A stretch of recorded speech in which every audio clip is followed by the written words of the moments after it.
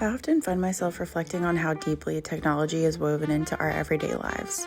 While I don't think this reliance is inherently negative, I believe there is incredible value in learning analog skills.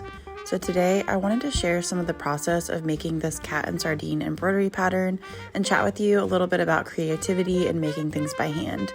This pattern is available in my shop, and I'll link it in the description below.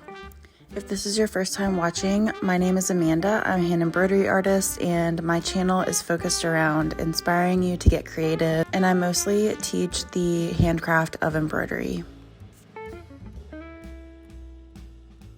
There's something uniquely satisfying about creating with your own two hands, using techniques that have endured for hundreds, even thousands of years.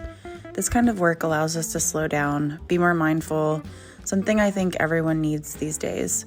And often the result isn't perfect, which adds so much more character to whatever you've made. To me, perfection can feel very sterile and lacking in depth.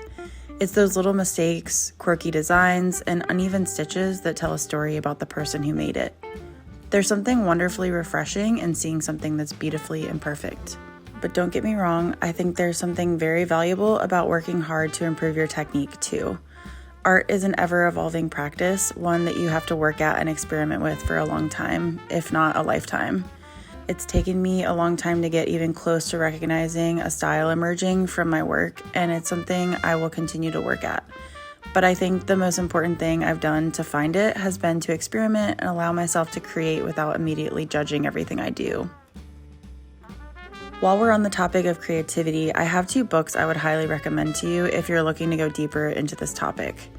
The first one is The Artist's Way by Julia Cameron. This is more of a workbook, but it's really helpful to use for the creative prompts that are in it. Each week, she dives into pertinent topics about being an artist and creative that I'm sure everyone will find relatable as well as helpful. The second book is The Creative Act by Rick Rubin. This book honestly feels almost like a guided meditation when you listen to it in audio format. There are so many amazing nuggets of wisdom he shares about finding and using your creativity. It's a book you'll want to go back to and reference again and again.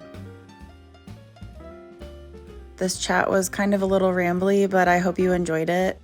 If you like videos like this and you'd like to dive more into hand embroidery techniques and skills, please consider subscribing to my channel, and I'll see you in the next one. Bye.